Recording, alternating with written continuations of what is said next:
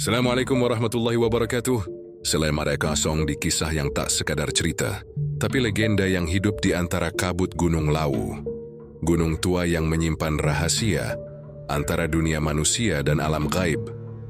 Konon, di balik keindahan hutan pinus dan jalur pendakian yang menantang, ada sebuah pasar misterius yang hanya muncul pada malam-malam tertentu.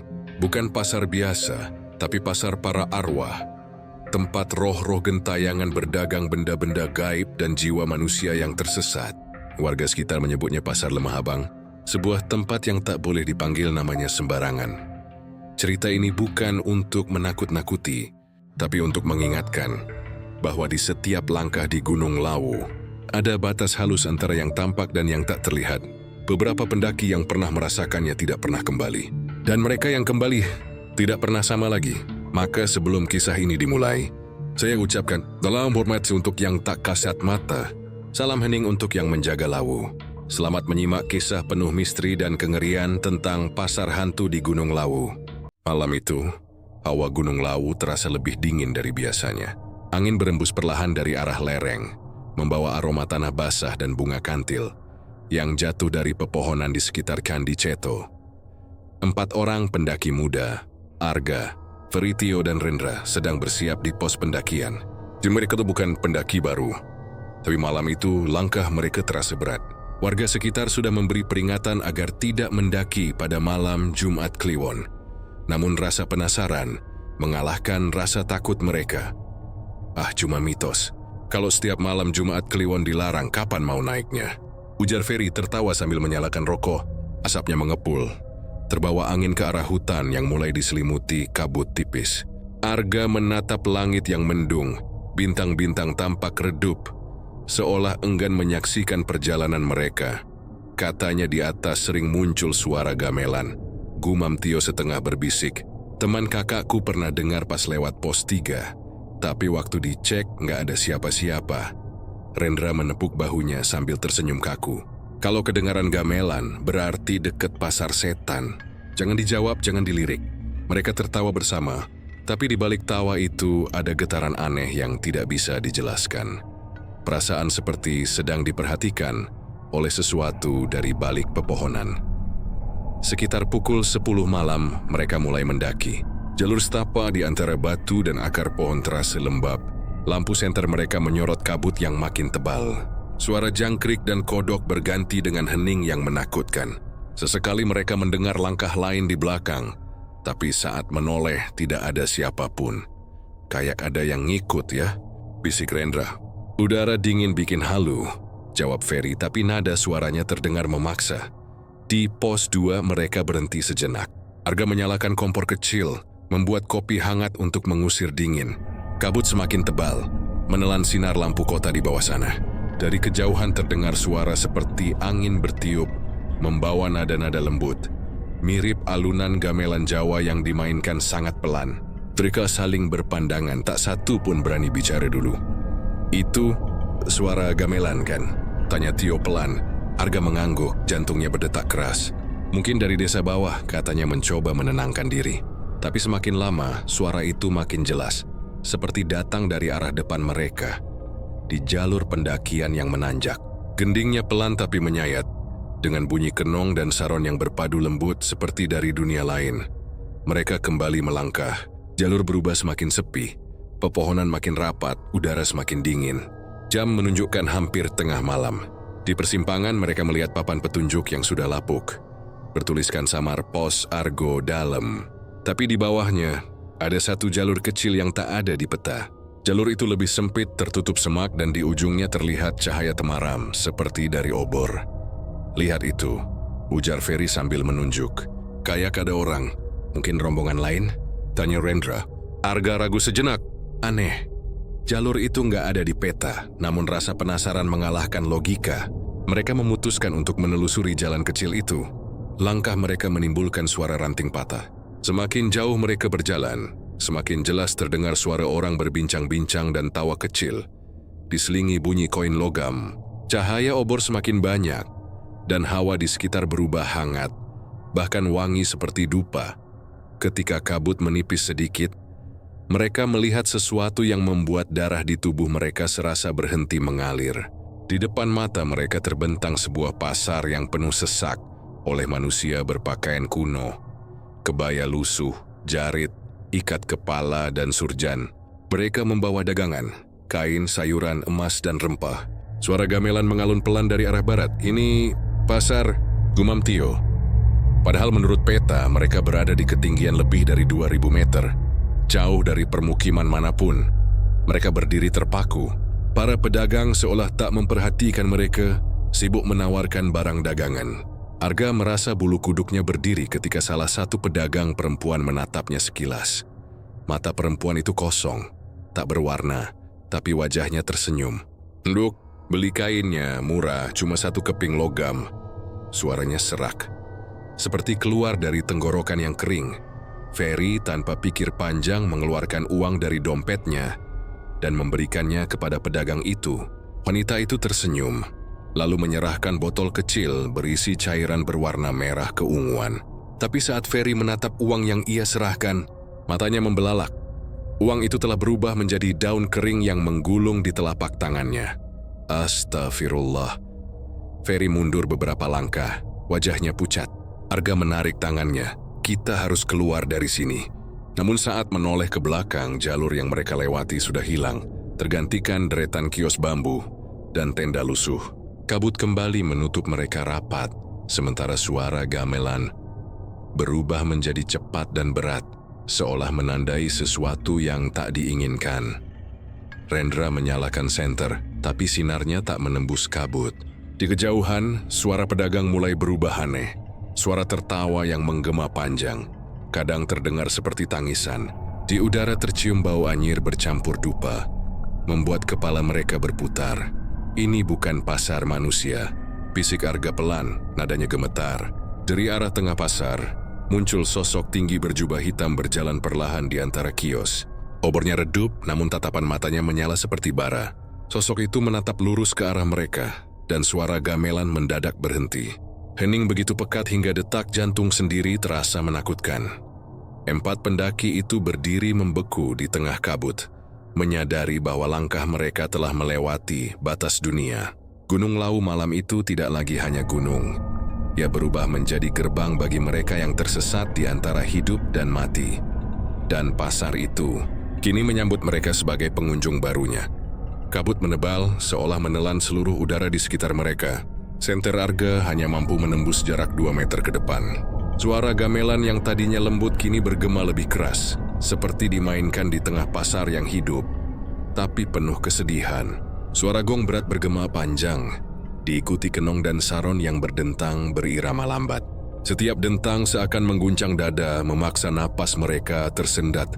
"Arga, kita di mana ini?" tanya Rendra dengan suara bergetar. Arga menelan ludah, menatap sekitar. "Entahlah, tapi ini bukan jalur yang kita lewati tadi."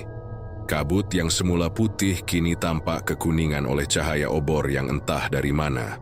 Perlahan, sosok-sosok mulai tampak di sekeliling mereka. Para pedagang dan pembeli yang wajahnya kabur, langkahnya lambat seperti bayangan. Mereka berbicara dengan bahasa yang tak mereka mengerti. Campuran antara Jawa kuno dan gumaman halus seperti bisikan dari dalam tanah. Tio, yang sejak tadi diam, memperhatikan salah satu kios. Seorang lelaki tua duduk bersila di depan dagangannya, menjajakan perhiasan emas, keris kecil, dan kain batik kuno. Lelaki itu tersenyum menatap mereka. "Ayo Ndoro, singgah. Barang bagus harga murah." Jarang ada pembeli dari dunia cahaya. Suara itu dalam, menggema di kepala Tio. Ia merasa seperti dipanggil langsung tanpa bisa menolak. Julman Kofti Skimriarga menahan tangannya. "Jangan, Tio. Ingat kata orang-orang, jangan menyapa, jangan menawar." Tio hanya menoleh sekilas. Dia cuma pedagang, Arga. Mungkin mereka manusia juga. Namun saat ia melangkah lebih dekat, tubuhnya terasa ringan. Hawa di sekelilingnya mendadak dingin membeku. Ia melihat wajah pedagang itu perlahan berubah. Kulitnya kelabu, bibirnya retak, matanya kosong, seperti 2 lubang hitam dalam tengkorak. Tapi senyumnya tetap di sana, seolah terpatri selamanya. "Ambil saja, tak usah bayar. Tapi jangan lupa setiap barang ada gantinya." Suara itu membuat bulu kuduk berdiri. Ferry berteriak, "Tio, mundur. Jangan diambil." Tapi sudah terlambat. Tio memegang sebuah gelang logam yang dinginnya menusuk sampai ke tulang. Begitu ia menyentuhnya, denting gamelan berubah kacau. Nada-nadanya saling bertabrakan seperti ribuan logam yang dijatuhkan bersamaan. Pasar yang semula samar kini tampak jelas. Ratusan pedagang menoleh ke arah mereka. Wajah-wajah tanpa ekspresi dengan mata hitam kosong. "Apa yang kau lakukan, bocah?" Suara berat menggema dari tengah pasar. Kabut bergulung, membuka jalan bagi sosok tinggi berjubah hitam. Dari balik kainnya tampak jari-jari panjang berwarna pucat. Wajahnya tidak jelas, seolah berlapis kabut, tapi matanya merah menyala. Dialah Kiai Lawu, sang penjaga pasar gaib, yang menjaga keseimbangan antara dunia manusia dan dunia roh. Arga dan teman-temannya mundur beberapa langkah. Kiai Lawu berhenti di depan Tio, menatap gelang di tangannya. "Barang dari pasar ini tidak boleh disentuh manusia tanpa izin. Kau sudah melanggar aturan." Suaranya dalam, bergema hingga membuat telinga berdenging. "Ampun, saya tidak tahu," ujar Tio gemetar. "Ketidaktahuan bukan alasan," jawab Kiai Lawu lirih tapi tegas. Ferry mencoba menarik Tio pergi, tapi tanah di bawah kaki mereka seakan berubah menjadi lumpur. Setiap langkah terasa berat, seperti dipegang oleh tangan-tangan tak terlihat dari bawah tanah. Suara tawa kecil terdengar dari antara kios. Para pedagang mulai bersenandung, menyanyikan kidung kuno dengan bahasa yang tak dimengerti. Namun penuh nada kesedihan. Rendra menggigil. "Kita harus keluar, Arga. Sekarang." Arga menoleh ke segala arah mencari celah. Tapi jalan yang tadi mereka lewati telah tertutup oleh kabut pekat. Tak ada tanda arah, tak ada jalur kembali. Hanya kios-kios tua yang berdiri melingkar, mengurung mereka seperti perangkap. Kiai Lawu mengangkat tongkat kayu hitamnya, mengetuk tanah 3 kali. Seketika gamelan berhenti. Kabut berputar deras seperti pusaran air, dan di tengah pusaran itu muncul bayangan, pasar yang sama, tapi dalam bentuk berbeda. Bangunannya hancur, barang-barang lapuk, dan pedagangnya hanya arwah yang melayang tanpa kaki. "Inilah wujud asli tempat ini," ujar Kiai Lawu. "Pasar yang mati sejak ratusan tahun lalu, namun masih hidup dalam ingatan orang-orang serakah." Arga merasakan tubuhnya gemetar hebat. "Kami tidak bermaksud apa-apa, kami cuma tersesat." Kiai Lawu menatapnya, lalu menunduk sedikit. "Gunung ini tidak mengenal kata tersesat. Siapapun yang melangkah ke sini berarti sudah dipanggil. Kalian bukan datang tanpa sebab." Kalimat itu menggema lama di kepala mereka. Arga tak tahu maksudnya, tapi entah kenapa merasa seolah dirinya memang punya hubungan dengan tempat ini. Ia menatap Tio yang wajahnya kini pucat basi. Gelang logam di tangannya tampak melekat. Tak bisa dilepaskan meski sudah dicoba berkali-kali. "Biarkan aku menebusnya," kata Tio dengan suara serak. Kiai Lawu menatapnya lekat. Belum saatnya bicara tentang tebusan. Pasar ini masih menunggu. Lalu tanpa aba-aba, ia menghilang dalam pusaran kabut. Begitu sosok itu lenyap, suara gamelan kembali terdengar. Kali ini pelan seperti lullaby, namun nadanya getir dan menyesakkan. Arga menatap ke arah barat. Dari kejauhan, terlihat jalur sempit yang memantulkan cahaya redup. "Ayo, kita coba lewat sana," katanya. Mereka berjalan perlahan melewati kios-kios yang kini tampak membusuk. Setiap langkah meninggalkan bekas lumpur hitam. Dari balik kain-kain lusuh di tenda pedagang, mata-mata hitam terus mengintai mereka. Ketika akhirnya mereka berhasil keluar dari lingkaran pasar itu, mereka mendapati diri mereka berada di lereng yang tak mereka kenal. Kabut belum pergi, tapi udara lebih ringan. Namun di kejauhan suara gamelan masih terdengar, mengiringi mereka seolah pasar itu belum ingin melepaskan. Ferry menatap ke belakang, dan matanya membelalak. Di balik kabut ia melihat samar 4 bayangan berdiri di antara obor. Bayangan mereka sendiri, tapi tak bergerak seolah masih tertinggal di sana. Dan malam itu, di tengah kabut Gunung Lawu, mereka mulai sadar bahwa mereka bukan lagi sekadar pendaki yang tersesat. Rimau telah menjadi bagian dari kisah lama yang masih hidup. Kisah tentang pasar yang tak pernah mati. Udara di sekitar mereka semakin dingin, menusuk tulang dan membuat napas berubah menjadi kabut tipis. Langit di atas Gunung Lawu tampak gelap tanpa bintang. Mereka berempat masih berdiri di lereng, terpaku dalam kebingungan. Arga memeriksa kompasnya. Jarumnya berputar liar tanpa arah, seolah dunia di sekitar mereka kehilangan pusatnya. "Tadi kita dari mana?" gumam Rendra. "Kenapa jalan baliknya nggak ada?" Arga menatap sekeliling. Semua arah tampak sama. Pohon pinus menjulang rapat, tanah lembab dan kabut menggantung tebal. Tapi suara gamelan itu masih terdengar samar di kejauhan, memanggil seperti bisikan yang menuntun. "Jangan dengarkan suaranya," kata Arga pelan. "Semakin kita dengar, semakin kita disesatkan." Ferry menarik napas panjang, wajahnya pucat. "Tapi kalau nggak ke sana, kita nggak tahu harus lewat mana." Tio masih menggenggam gelang logam yang tadi ia ambil. Kini gelang itu tampak menyatu dengan kulitnya.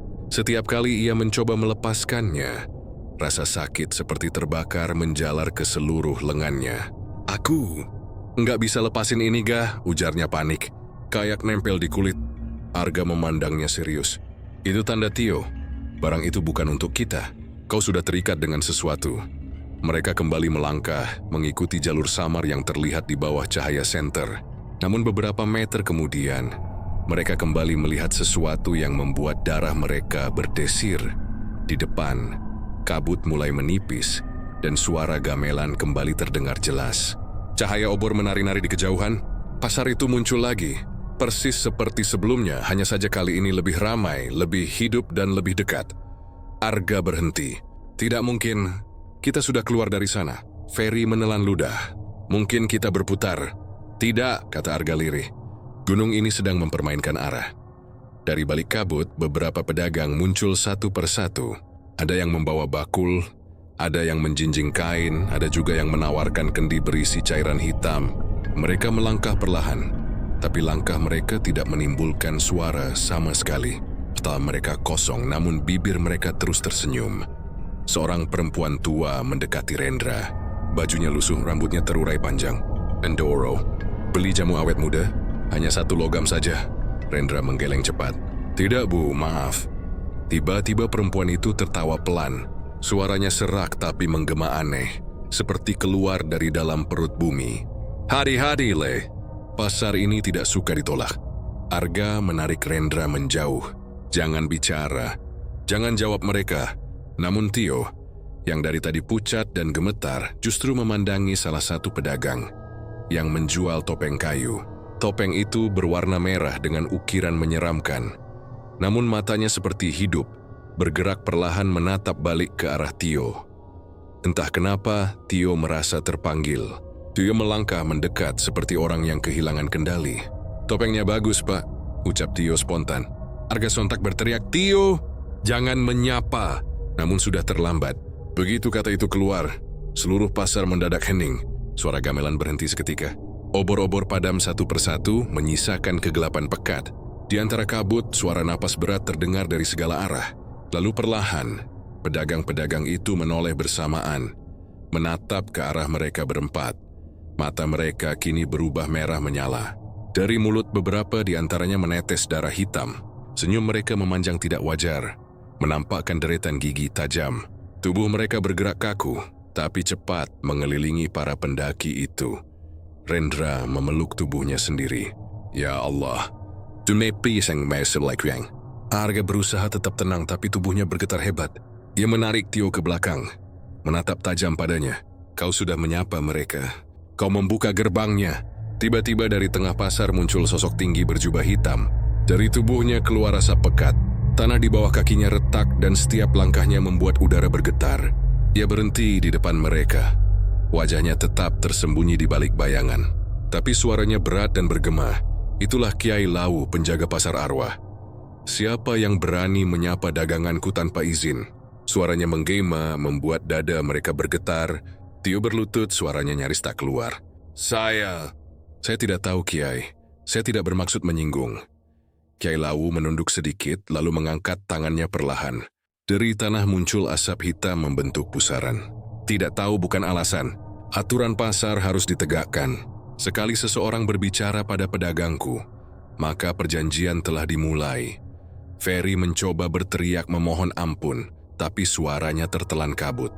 Arga melangkah maju dengan keberanian terakhirnya. "Biarkan dia, Kiai. Kami tidak tahu kalau tempat ini bukan untuk kami. Kami hanya tersesat." Kiai Lawu menatap Arga. "Tersesat? Tidak ada yang tersesat di Gunung Lawu. Siapapun yang sampai di pasar ini berarti sudah dipanggil. Dan setiap panggilan harus dibayar. Tanah di sekitar mereka berguncang pelan. Dari bawah kaki mereka muncul tangan-tangan pucat, seolah mencoba menarik mereka ke dalam tanah. Tio menjerit keras. Gelang di tangannya berkilau merah, membakar kulitnya hingga berasap. Rendra berusaha menariknya, tapi tangan-tangan itu semakin banyak. Mencengkeram kaki mereka, Kiai Lawu mengangkat tongkat hitamnya, menatap mereka satu persatu. Kalian 4 tapi pasar hanya menuntut 1. Pilih siapa yang akan tinggal. Hening menekan udara. Tidak ada yang berani bicara. Tio menangis, Ferry berdoa terbata-bata. Arga hanya bisa menatap Kiai Lawu dengan rasa takut bercampur putus asa. Namun sebelum siapapun menjawab, suara gamelan kembali terdengar, pelan, rendah, tapi kali ini bukan dari pasar, melainkan dari dalam bumi. Seolah seluruh gunung ikut memainkan nada duka untuk jiwa-jiwa yang akan hilang malam itu. Kiai Lawu menurunkan tongkatnya perlahan.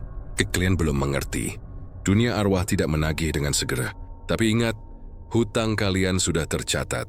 Seketika semua kabut mengalir deras seperti air disedot ke langit. Pasar lenyap, suara gamelan berhenti, dan mereka berempat terjatuh ke tanah kosong. Sunyi, gelap, hanya terdengar detak jantung mereka sendiri. Ketika Arga membuka matanya, mereka sudah tidak di pasar itu lagi.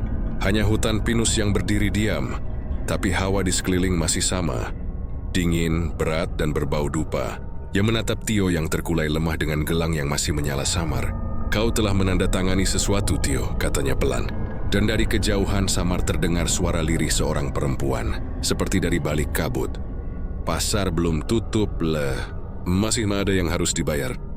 Malam di Gunung Lawu kian sunyi, tapi bukan sunyi yang menenangkan, melainkan hening yang terasa seperti jerat tak kasat mata. 4 pendaki itu kini duduk melingkar di bawah pohon besar. Napas mereka masih tersengal setelah kejadian di pasar. Tanah di sekitar mereka lembab, berlumut dan berbau aneh seperti darah besi yang mengering.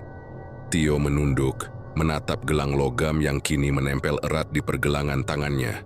Kulitnya tampak melepuh di sekitar gelang, dan dari sela-selanya muncul garis halus seperti urat merah yang menjalar naik ke lengannya. Aku merasa dingin di dalam tubuhku, katanya pelan. Suaranya hampir tak terdengar. Arga mendekat, berusaha melihat lebih dekat. Saat ia menyentuh gelang itu, kilatan merah menyambar dari permukaannya, membuat jari Arga melepuh. Astagfirullah, serunya sambil menatap ngeri.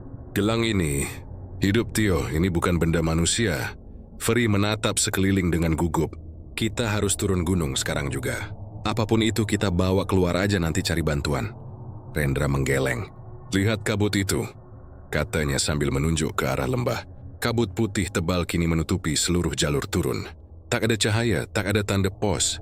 Hanya lautan kabut yang berputar pelan seperti bernapas. Tiba-tiba suara berat menggema lagi. Kali ini lebih dekat, suara Kiai Lawu. Kalian pikir bisa keluar sebelum menebus pelanggaran? Dunia tidak sesederhana itu. Mereka menoleh panik. Di belakang, kabut membelah seperti tirai. Dan dari celah itu muncul sosok berjubah hitam yang berjalan perlahan di antara pepohonan. Obor-obor menyala sendiri di kanan kiri jalannya, padahal mereka yakin sebelumnya tidak ada siapapun di sana. Langkah-langkahnya pelan, namun setiap langkah membuat tanah bergetar lembut. Pasar telah menunggu persembahan dari dunia hidup, dan kalian membawa sesuatu yang bukan milik kalian. Tatapannya jatuh pada gelang di tangan Tio-Tio, mencoba berdiri tapi lututnya lemah. Ampuni saya, Kiai, saya tidak tahu. Saya tidak berniat mencuri. Kiai Lawu menunduk sedikit, suaranya rendah namun tajam. Ketidaktahuan adalah dosa yang sama. Barang pasar hanya bisa dibawa keluar oleh arwah, bukan oleh tubuh berdaging. Jika tetap dipertahankan, jiwamu akan membusuk sebelum matahari terbit. Arga mencoba berdiri di depan Tio. Kalau begitu, ambil barang itu, jangan jiwanya. Kiai Lawu menatapnya, kemudian tertawa pelan. Kau pikir barang itu bisa diambil tanpa nyawa yang melekat padanya? Gelang itu kini bagian dari dirinya. Hanya satu jalan untuk menebusnya. Persembahan hidup, suasana membeku. Angin berhenti bertiup. Dari arah hutan terdengar suara lirih seperti nyanyian perempuan. disusul aroma melati dan dupa yang menyengat. Dari balik kabut muncul bayangan-bayangan samar. Sosok-sosok berpakaian kuno yang melayang tanpa kaki. Mereka mendekat membentuk lingkaran di sekitar para pendaki. Mereka yang dulu gagal menebus janji, kata Kiai Lawu pelan. Sekarang mereka menuntut teman baru. Tio menunduk, air mata menetes. Kalau memang harus ada yang jadi korban, biar aku saja. Ferry langsung memeluk bahunya. Jangan ngomong begitu. Kita turun sama-sama. Rendra menggeleng, wajahnya tegang. Kamu nggak ngerti, Fer. Lihat gelang itu, lihat matanya Kiai Lawu. Ini bukan ancaman kosong. Kiai Lawu mengangkat tongkat hitamnya. Dari tanah muncul api biru kecil yang menari di antara mereka. Gunung Lawu selalu menerima tumbal setiap malam wingit. Seorang manusia harus menjadi penjaga baru pasar, agar pintunya tidak tertutup. Api itu berputar mengelilingi Tio, seolah menandainya. Arga maju selangkah, menatap langsung ke mata makhluk itu. Kalau harus ada persembahan, aku yang akan gantikan Tio. Namun Kiai Lawu menggeleng perlahan. Tidak bisa. Pasar memilih sendiri. Dan kali ini pasar memilih dia yang memanggilnya dengan kata manusia. Kabut di sekeliling mulai berputar cepat. Daun-daun beterbangan. Suara gamelan kembali terdengar. Tapi kini nadanya berat dan lambat seperti upacara pemakaman. Dari tengah pusaran kabut, muncul sosok perempuan berpakaian kebaya putih. Rambut panjang menjuntai sampai tanah. Wajahnya pucat tanpa mata. Ia berjalan mendekati Tio dan berhenti di hadapan Kiai Lawu. Inilah penagih pasar, ucap Kiai Lawu. Nyi Puspitawati, penjaga gerbang Lawu. Nyi Puspitawati menatap Tio dengan wajah hampa, kemudian berbicara dengan suara halus tapi menusuk. Anak muda, barang yang kau bawa mengikatmu pada dunia kami. Kau bisa pergi tapi satu jiwa harus menggantikanmu. Tio menatap teman-temannya. Aku tidak bisa biarkan kalian yang jadi gantinya. Air matanya menetes. Arga menahan bahunya. Tapi Tio perlahan melepas genggamannya. Ia melangkah mendekat ke arah perempuan itu. Tubuhnya gemetar namun langkahnya mantap. Kalau memang ini hukum gunung, aku terima. Begitu Tio berdiri di hadapan Nyi Puspitawati, gelang di tangannya bersinar terang. Angin berputar keras, membuat pepohonan berderak. Tubuh Tio terangkat perlahan, lalu lenyap dalam pusaran cahaya merah. Teriakan Arga menggema ke seluruh lembah, namun tak ada yang menjawab. Kabut mendadak berhenti berputar. Semua kembali sunyi. Hanya Kiai Lawu yang masih berdiri di sana, menatap mereka bertiga yang tersisa. Tumbal telah diterima. Pasar akan tenang sampai panggilan berikutnya. Sosok itu kemudian memutar tongkatnya, dan dalam sekejap menghilang bersama kabut. Angin kembali berembus lembut.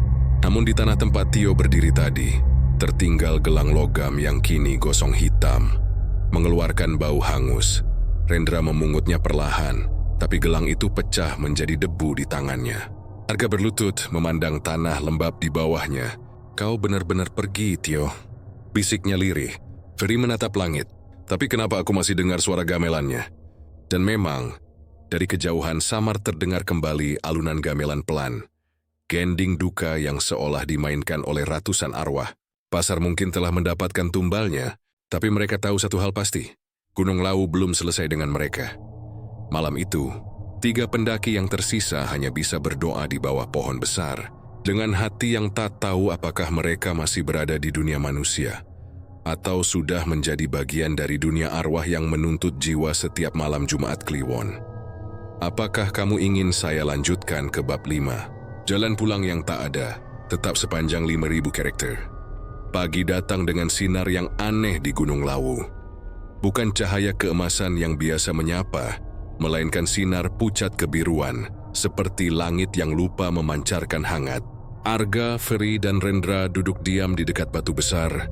Mata mereka sembab dan tubuh mereka gemetar. Tak ada yang bicara sejak Tio lenyap malam tadi. Dia benar-benar hilang, gak? Suara Ferry parau. Bukan mati, tapi hilang. Seperti ditelan kabut. Arga hanya menatap tanah. Aku tahu. Tapi kita harus cari jalan turun sebelum malam datang lagi. Aku nggak mau satu pun dari kita yang jadi korban berikutnya. Mereka berdiri, bahu mereka lemah, tapi tekad menahan rasa takut. Jalur pendakian yang mereka lewati semalam kini terlihat berbeda.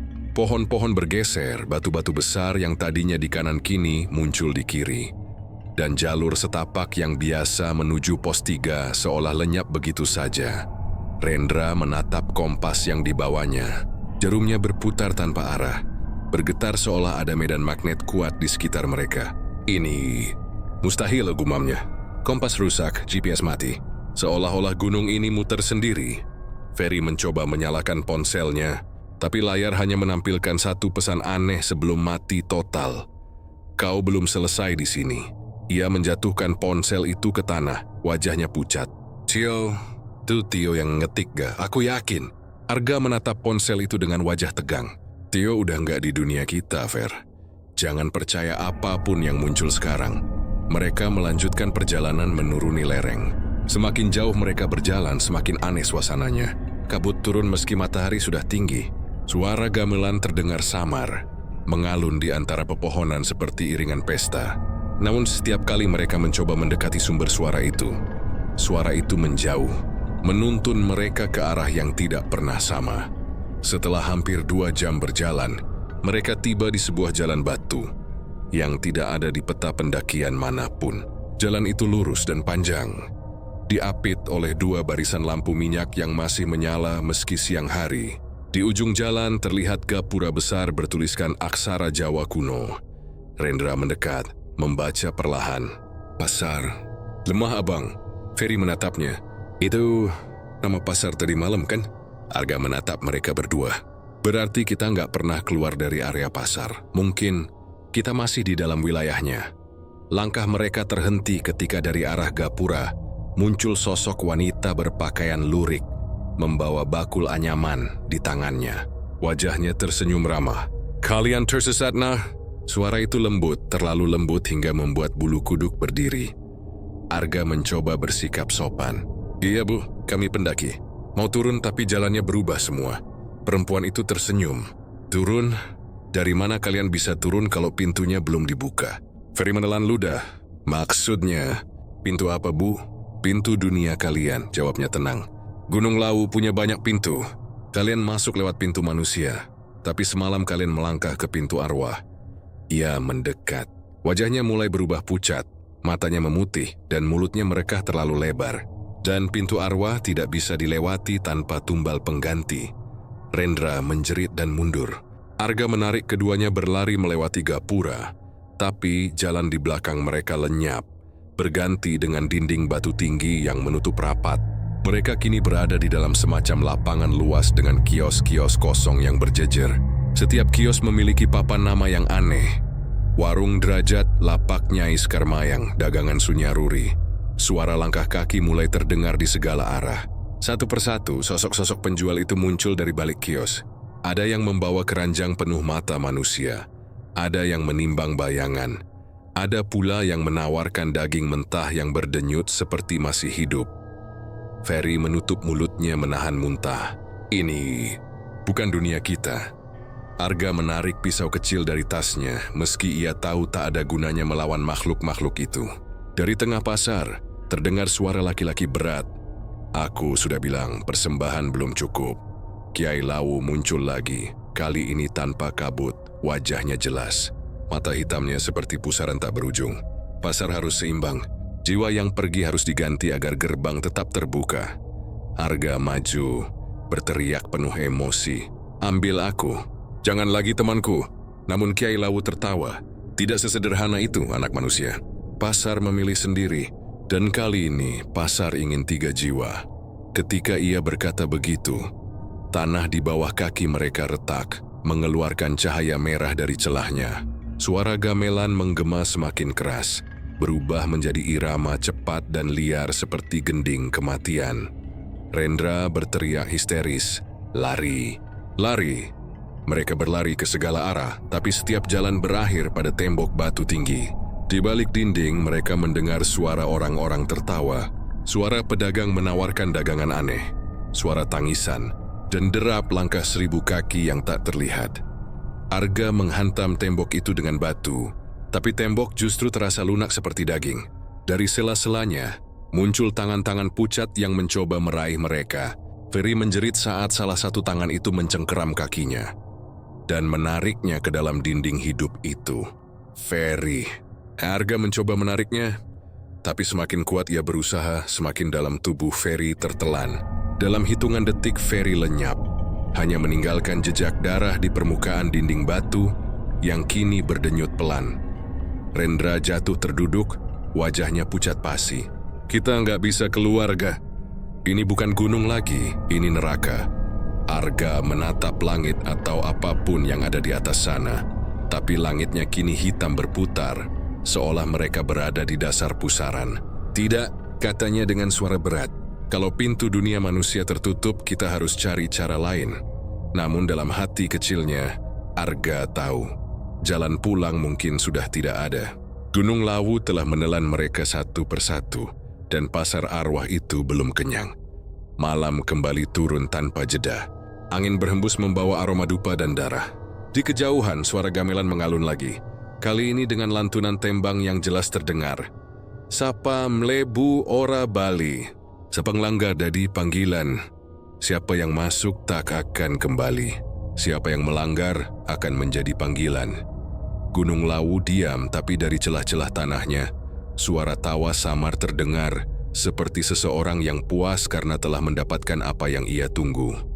Malam di Gunung Lawu turun tanpa tanda. Tak ada pergantian langit, tak ada bintang, seolah waktu berhenti di antara dua dunia. Arga dan Rendra kini tinggal berdua, terjebak di pasar arwah, yang semakin hidup setiap detiknya. Kios-kios yang sebelumnya kosong kini ramai oleh sosok-sosok halus, yang bergerak seperti bayangan, menjajakan barang-barang yang tak masuk akal. Ada yang menawarkan ingatan masa lalu, napas orang mati, bahkan waktu hidup yang bisa diperpanjang. Arga menggenggam pisau lipatnya erat-erat. Kita nggak boleh diam, Ren. Setiap kali kita berhenti, tempat ini berubah. Gunung ini ngerasa kita takut. Rendra hanya mengangguk pelan, tapi matanya kosong. Ia belum sepenuhnya pulih sejak melihat Ferry ditelan dinding hidup itu. Kalau Tio dan Ferry udah jadi bagian pasar ini, berarti kita bakal nyusul juga nggak? Suaranya gemetar, Arga menatapnya tajam. Enggak, kita keluar. Apapun caranya. Namun di dalam dirinya ia tak sepenuhnya yakin. Angin berhembus membawa aroma melati yang menyengat. Bersamaan dengan itu, suara lembut perempuan menggema dari kejauhan. Suara yang pernah mereka dengar saat malam Tio menghilang. Arga, Rendra, kalian belum menebus panggilan pasar. Rendra memegangi kepala, matanya liar. Itu suara Nyi Puspitawati. Dia manggil nama kita, Gah. Suara itu semakin dekat, lembut namun menembus tulang. Dari kabut di depan mereka, muncul sosok Nyi Puspitawati. Wajahnya cantik tapi dingin. Rambut panjangnya menjuntai basah. Matanya kosong bagai kaca mati. Dia berjalan tanpa menyentuh tanah. Kain kebayanya berkibar pelan, dan di tangannya ada kipas dari tulang manusia. Arga mundur satu langkah. Apa yang kau mau dari kami? Nyi Puspitawati tersenyum tipis. Aku tidak mau apa-apa. Kalian yang memanggilku ketika menapakkan kaki di pasar malam itu. Ku hanya datang untuk menagih janji. Janji apa? Kami nggak janji apa-apa. Rendra berteriak histeris. Perempuan itu menatapnya lekat-lekat. Kalian datang dengan rasa ingin tahu, dan itu cukup. Setiap rasa ingin tahu yang melangkah ke wilayah kami harus membayar. Dan 2 jiwa belum cukup. Suasana mendadak berubah. Tanah bergetar, lampu-lampu minyak di kios padam satu persatu, hingga hanya tersisa cahaya redup dari obor yang dipegang Nyi Puspitawati. Kalian pikir bisa keluar setelah melanggar batas dunia? Arga mencoba menahan gemetar. Kalau memang ini tentang keseimbangan, biarkan aku jadi yang terakhir. Lepaskan Rendra. Nyi Puspitawati mendekat, suaranya lembut seperti ibu yang menidurkan anak. Kau punya keberanian seperti Tio, tapi sayang, keberanianmu datang terlambat. Tiba-tiba angin berputar kencang, membuat debu dan daun kering beterbangan. Dari tengah pusaran kabut, muncul bayangan-bayangan gelap. Sosok arwah pasar yang dulu hanya samar kini terlihat jelas.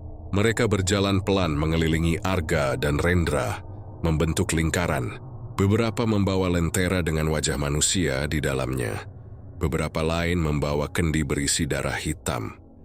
Rendra menjerit, "Enggak, aku nggak kuat. Aku mau pulang." Tapi langkahnya justru membawa dia ke arah bayangan-bayangan itu. Salah satu makhluk menjulur tangan dingin dan menariknya. Arga berlari, menarik tangan sahabatnya dengan sekuat tenaga. "Ren, pegang aku!" Namun sesuatu berubah. Saat tangan mereka bersentuhan, Rendra mematung. Matanya menatap kosong ke depan, dan dari mulutnya keluar bisikan, "Aku..."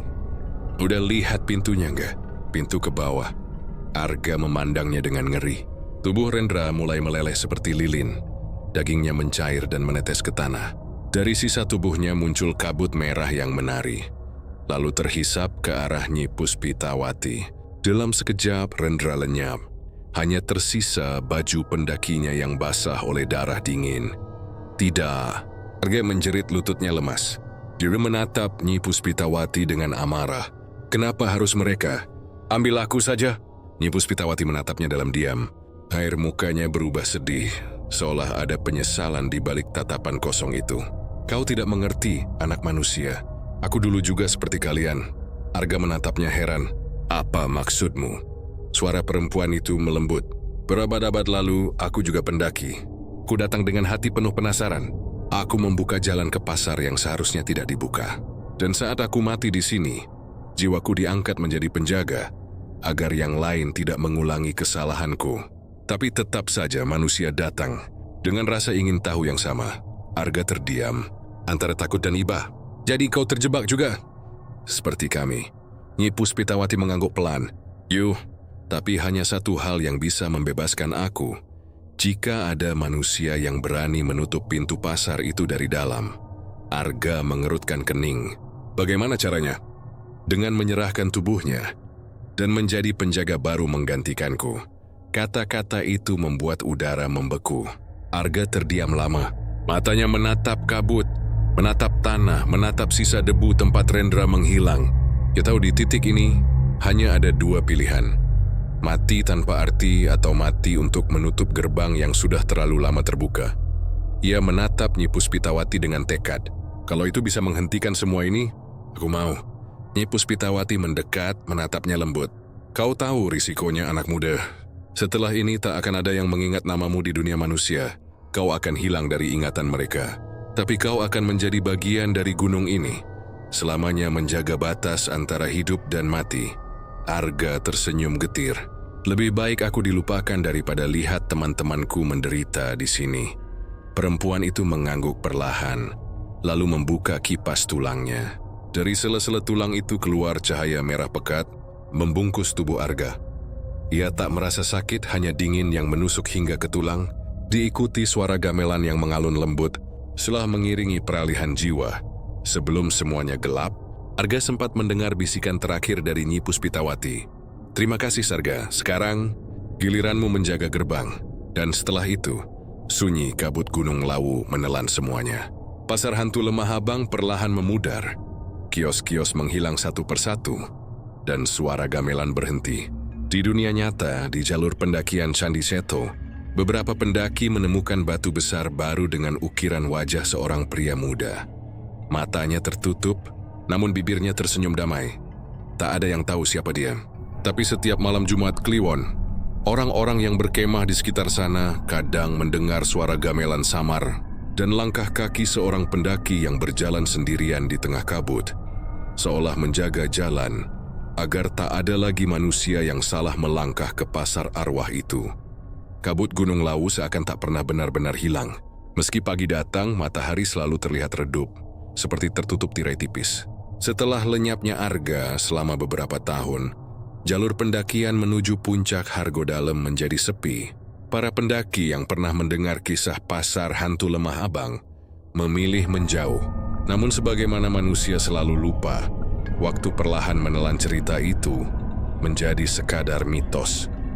8 tahun kemudian, sekelompok mahasiswa dari Surakarta memutuskan mendaki Gunung Lawu untuk tugas dokumenter tentang mitos gunung. Mereka berlima, Rian, Tasya, Bagus, Fahri, dan Sinta. Tujuan mereka sederhana, membuktikan bahwa kisah pasar hantu hanyalah cerita rakyat yang dilebih-lebihkan. Rian, sang ketua tim, memasang kamera di helmnya. "Kita buktikan, gak ada hal mistis di Lawu. Yang ada cuma kabut, suhu dingin, dan sugesti." Tasya menatap sekeliling, matanya waspada. Tapi Rian, kamu ingatkan kata juru kunci di bawah tadi? Jangan jalan lewat jalur sebelah timur saat malam? Rian tertawa. Itu cuma taktik supaya pendaki takut dan bayar pemandu. Kita nggak perlu percaya. Mereka terus mendaki. Suara serangga malam terdengar lirih saat senja turun. Kabut perlahan menyelimuti jalur, dan hawa dingin mulai menggigit tulang. Kamera terus merekam menangkap pemandangan samar pepohonan yang seakan bergoyang meski angin nyaris tak ada. Di tengah perjalanan Bagus menemukan sesuatu di tanah, gelang logam hitam. Bentuknya melingkar sempurna, tapi anehnya terasa hangat saat disentuh. Lihat nih. Mungkin peninggalan pendaki, katanya. Fahri memperhatikan, lalu berbisik, buang aja Gus, benda kayak gitu nggak enak auranya. Rian menepis tangannya. Simbol Lawu mungkin. Bagus, simpan aja buat dokumentasi. Namun begitu Bagus mengenakan gelang itu, di pergelangan tangannya, kamera Rian tiba-tiba bergetar. Gambar berubah statis dan dari speaker terdengar suara samar gamelan. Lembut tapi jelas. Tasya menatap sekeliling panik. Kalian dengar gak? Dengar apaan? Rian menatapnya heran. Suara gamelan. Kayak dari arah bawah. Langit yang semula oranye kini berubah keunguan. Kabut makin tebal, dan di kejauhan muncul cahaya remang-remang seperti obor. Mereka pikir itu pendaki lain, tapi obor-obor itu bergerak terlalu teratur, berbaris membentuk lingkaran. Fahri berbisik, "Gua nggak suka ini. Jalur ini kayak berubah." Rian menatap peta di tangannya. Jalur yang seharusnya menuju pos berikutnya kini berbelok ke arah yang tak ada di peta. Di ujung jalan kabut itu tampak gapura batu besar, setengah tertutup lumut, dengan tulisan aksara Jawa yang nyaris pudar. Tasya membacanya pelan. "Tasya, lemah abang." Ia langsung menatap Rian dengan wajah tegang. "Rian, ini nama yang diceritain orang-orang. Pasar hantu itu." Tapi Rian justru tersenyum kecut. "Kesempatan emas. Ini footage terbaik buat film kita." Mereka berjalan melewati gapura itu. Begitu langkah terakhir masuk, udara berubah drastis. Suhu turun mendadak dan dunia seolah kehilangan warna. Pohon-pohon di sekitar mereka memudar, digantikan kios-kios tua dengan lampu minyak yang berkelip. Di antara kios itu tampak sosok-sosok samar, berpakaian kuno, bergerak tanpa suara. Sinta menahan napas. Rians, mereka itu manusia bukan? Tak ada jawaban. Hanya suara gamelan pelan kini terdengar sangat jelas. Bagus mulai gelisah. Gelang ini panas banget. Dia mencoba meletasnya, dan di gelang itu melat seolah menembus kulit. Dari permukaannya muncul cahaya merah samar. Dari arah kanan, terdengar suara lembut, dingin, dan familiar bagi jiwa gunung itu. Suara Nyi Puspitawati. "Kalian datang lagi." Manusia tak tahu batas. Sosok itu muncul dari kabut. Wajahnya masih sama, cantik, pucat dengan mata kosong dan kebaya putih lusuh. Namun kali ini di belakangnya berdiri sosok pria muda berjubah hitam dengan mata tertutup. Arga. Tubuhnya tampak seperti bayangan hidup, tapi auranya kuat, dingin, dan berwibawa. Rian melangkah mundur. "Siapa kalian?" Nyi Puspitawati menatapnya tajam. "Aku penjaga pasar ini." "Dan dia penjaga baru." Arga menunduk sedikit, suaranya berat. "Kalian seharusnya tidak melangkah ke sini. Gerbang sudah tertutup, tapi gelang itu membuka kembali jalan di antara dua dunia." Bagus menatap gelang di tangannya dengan wajah panik. "Aku nggak tahu, aku cuma nemu di jalan." "Gelang itu milik arwah yang dulu menebus nyawa di sini," ujar Arga. "Dengan kau memakainya, kau memanggil seluruh penjaga pasar." Lampu-lampu minyak di pasar mulai bergetar, lalu menyala terang. Sosok-sosok penjual muncul dari segala arah, dengan wajah yang setengah membusuk, setengah manusia. Mereka berbisik pelan, suara mereka bergema. Pasar dibuka lagi. Persembahan baru datang. Tasya menangis ketakutan. "Kita harus keluar. Tolong tunjukin jalannya." Arga menatap mereka sejenak, lalu berbisik pada Nyi Puspitawati. "Biarkan mereka pergi. Jangan ulangi siklusnya." Nyi Puspitawati menatapnya dengan mata kosong, lalu menunduk. Gerbang hanya bisa ditutup oleh darah yang membukanya. Seketika gelang di tangan Bagus bersinar terang. Tubuhnya bergetar, matanya memutih, dan ia berteriak kesakitan. Dari kulitnya muncul urat-urat hitam yang menjalar ke wajah. Tolong lepasin ini." Rian mencoba menarik gelang itu, tapi tangannya terbakar. Dalam hitungan detik, tubuh Bagus meledak menjadi debu hitam yang berputar di udara, membentuk pusaran. Arga menatap langit, wajahnya muram. Gerbang terbuka lagi. Kabut berputar kuat. Pasar mulai hidup sepenuhnya. Kios-kios berdiri megah. Ratusan arwah mulai berdatangan, membawa lentera, dagangan, dan nyanyian yang menembus hati manusia. Rian menatap sekeliling dengan mata kosong. Ini bukan rekaman lagi. Ini nyata. Tasya memegang tangannya erat. Kita nggak boleh mati di sini. Arga menatap mereka berdua. Kalian masih bisa keluar. Ikuti suara gamelan sampai hilang. Jangan menoleh. Jangan panggil siapapun. Bahkan jika kalian mendengar suara teman sendiri. Fahri bertanya pelan. Kamu siapa sebenarnya? Arga menatapnya dengan mata kosong, seolah menahan beban ribuan tahun. Aku, dulu manusia sepertimu. Lalu ia memutar tubuhnya, berdiri di samping Nyi Puspitawati, menatap pasar yang kembali ramai oleh arwah. Aku penjaga yang gagal menutup gerbang, tapi mungkin kali ini ada harapan untuk mengakhirinya. Saat Rian dan teman-temannya berlari menembus kabut, suara gamelan terdengar semakin keras, seolah pasar memanggil mereka kembali. Namun mereka terus berlari, hingga akhirnya kabut memudar, dan mereka terjatuh di jalur pendakian Ceto yang sepi. Namun ketika Rian membuka kamera untuk memastikan rekamannya, Liris menunjukkan sesuatu yang membuat darahnya membeku. Video terakhir memperlihatkan mereka berlima berdiri di pasar arwah, tapi di sana ada 6 orang. Sosok ke-6 berdiri di belakang, mengenakan jaket gunung dan wajahnya mirip Rian sendiri. Tapi matanya hitam sepenuhnya. Dan di latar belakang video itu, suara Nyi Puspitawati berbisik pelan. Gerbang tidak pernah benar-benar tertutup, hanya menunggu panggilan berikutnya. Langit di atas Gunung Lawu malam itu tampak seperti lembar kain hitam yang koyak. Cahaya merah samar keluar dari retakan awan, seolah api dunia bawah sedang menembus langit. Angin berhembus dengan nada aneh. Tidak seperti angin gunung biasa, tapi seperti bisikan ratusan jiwa yang berdesir bersamaan. Arga dan Rendra kini hanya berdua.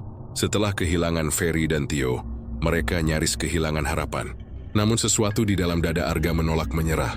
Dia merasa jika mereka bisa mencapai puncak, mungkin bisa menemukan pintu dunia yang dikatakan Kiai Lawu, pintu yang memisahkan dunia manusia dengan pasar arwah.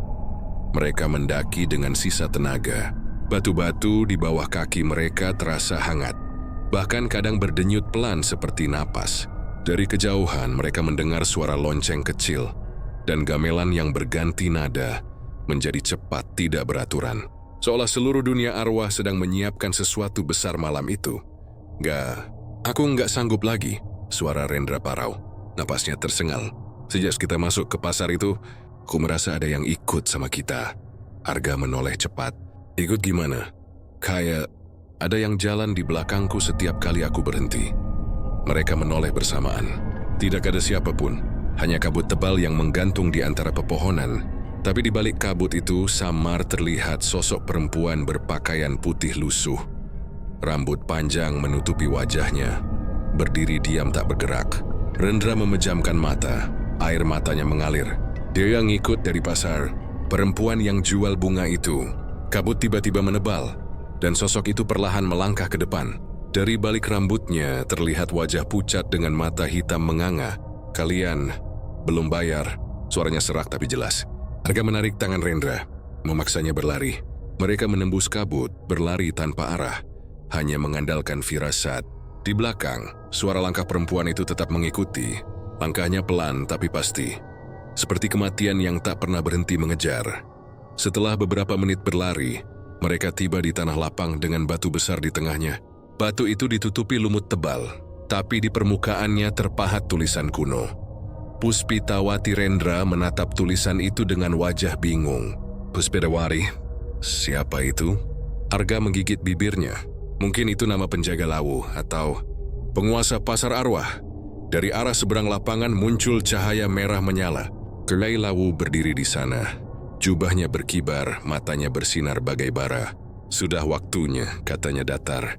Pasar menuntut keseimbangan. Kau menolak menyerahkan tumbal, Arga. maka gunung akan mengambilnya sendiri. Arga berdiri tegak, tubuhnya gemetar tapi matanya menyala. Aku nggak mau lagi ada yang mati. Aku akan menutup pasar itu, Kiai. Apapun yang terjadi. Kiai Lawu tertawa pelan. Kau pikir manusia bisa menutup gerbang antara dunia? Ia mengangkat tangannya, dan tanah di sekitar mereka mulai retak. Dari celahnya muncul tangan-tangan arwah, wajah-wajah tanpa mata, tubuh-tubuh kabur seperti asap. Para pedagang pasar arwah, mereka bersorak, menari di sekitar batu besar. Arga berteriak, "Ren, cepat! Baca tulisan di batu itu!" Rendra mendekat, membaca huruf-huruf kuno dengan suara gemetar. "Puspitawati, sing sapa nyebut jenengku kanti niat suci. Bakal pini sepah antara neloro jagad." Arga menatap langit. "Itu dia. Panggil namanya dengan niat suci. Katanya kita bisa jadi penyeimbang dua dunia." Kiai Lawu meraung, "Jangan berani anak manusia." Tanah bergetar, angin berputar kencang, tapi Arga sudah berlutut, menempelkan kedua tangannya ke batu itu. Ia menutup mata dan berteriak sekuat hati, "Puspitawati, dengar aku. Aku datang bukan untuk dagang, tapi untuk menebus." Cahaya putih meledak dari batu itu. Suara gamelan berhenti seketika. Dari tengah cahaya muncul sosok perempuan berpakaian kebesaran keraton. Wajahnya anggun namun berwibawa. Ia memandang Arga dengan tatapan tajam tapi lembut. "Aku Puspitawati," katanya. "Penjaga keseimbangan Lawu. Kau telah memanggilku dengan tulus. Tapi untuk menutup gerbang pasar arwah, kau harus menyerahkan sesuatu yang paling berharga dari dunia hidup." Arga menatap Rendra. Temannya menggeleng keras. "Jangan, Gah. Jangan kau yang jadi tumbal lagi."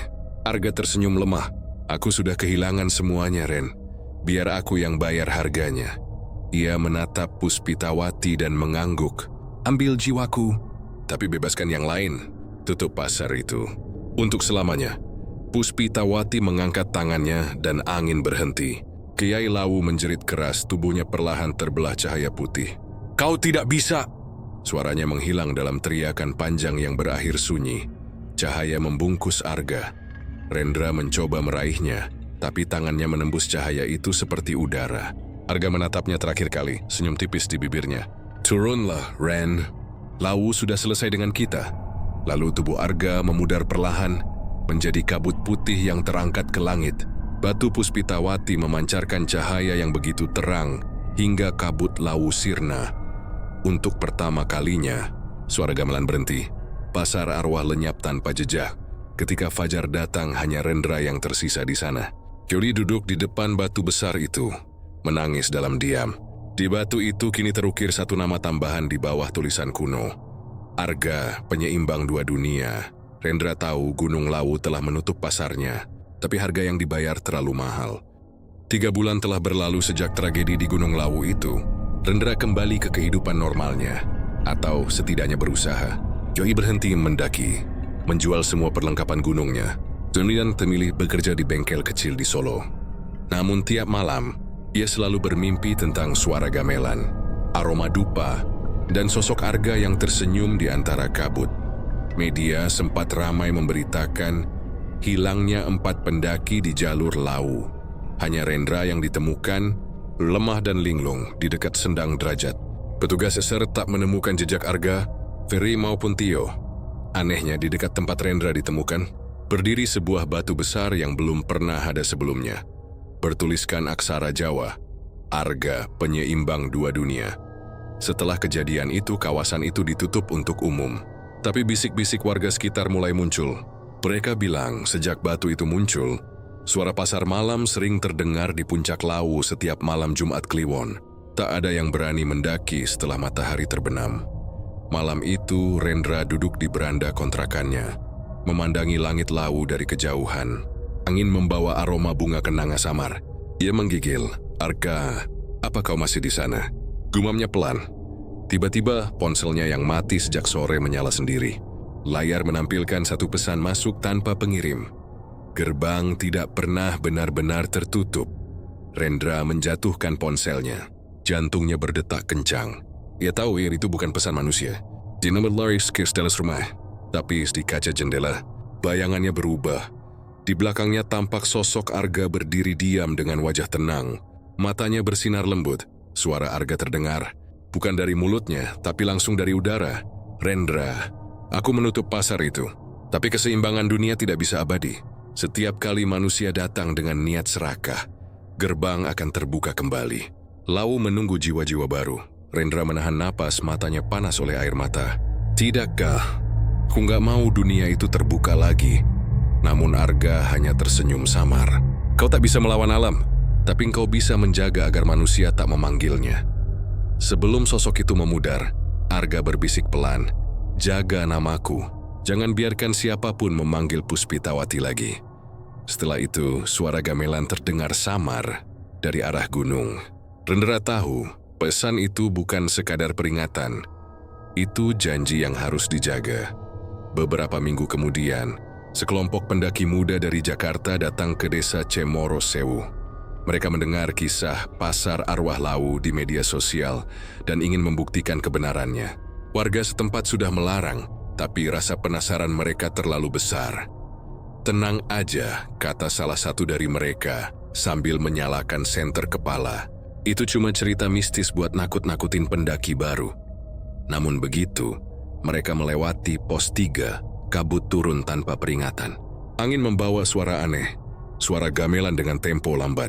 Salah satu dari mereka, perempuan bernama Risa, mendengar suara lain di telinganya. Selamat datang kembali di Pasar Lemah Abang. Ketika mereka sampai di area lapang, di sanalah batu bertuliskan nama Arga berdiri. Tapi malam itu sesuatu berbeda. Di bawah tulisan itu muncul ukiran baru, basah seolah baru ditorehkan.